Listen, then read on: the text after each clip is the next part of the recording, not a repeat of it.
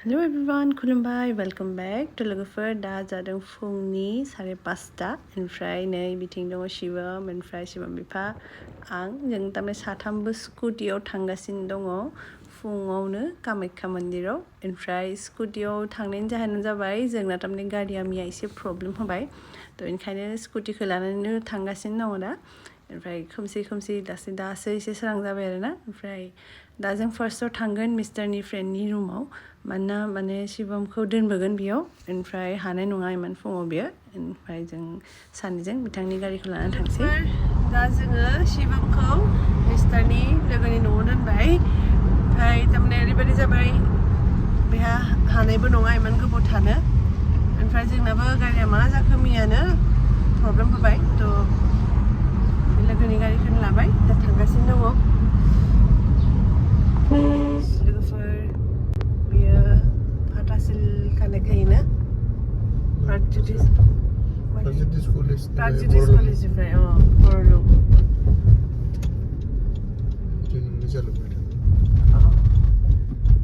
दा जों जालुकबारि जादों बैथिं बर'लुनिफ्राय फैयोना बियो बर'लुनिफ्राय गोदान ब्रिजआ अपोजिटआ बर'लुनि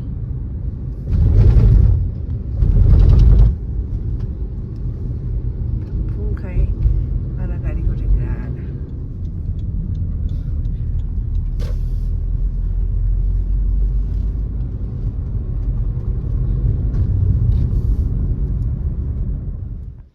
थ' लोगोफोर जों सफैबाय मा कामाख्या मन्दिराव ओमफ्राय जा गोलाव लाइन जेनेरेल लाइननिफ्राय दाथ' बहुत माने नियमफोरा सोलायबाय टिकेट दाननांगौ कुपन दाननांगौ ओमफ्राय जों तारमाने मैया बेलासियाव फैदोंमोन कामाख्यायाव ओरैनो खनसे परिक्रमा खालामगोन होननानै बेयावनो जोङो माने इमान मोजां मोनबाय बेयाव फंबायमोन मोनदों जोंनि बर' गथ'फोर दङ उदालगुरि रौतानि गोबां बर' सेंग्राफोर दङ दा सिकिउरिटिनि डिउटि मावो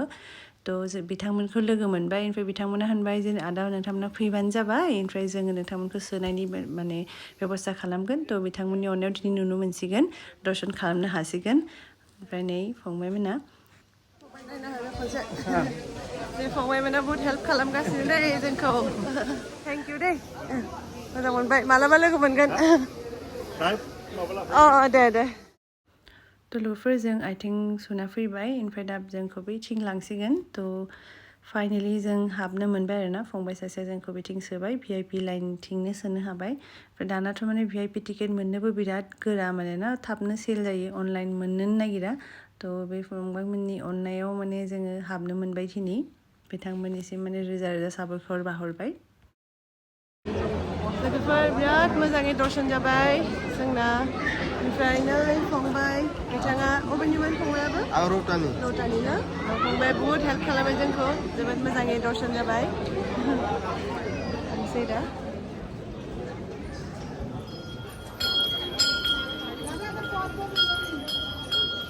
थेंक इउ दे फंबाय फंबायनि नामा मामोन मोजाङै होनबोसै गेरेमसा बर' ना उदालगुरिनि रौतानि दे थेंक इउ थांनाय सिगां मोनसे फट' लानोसै माजों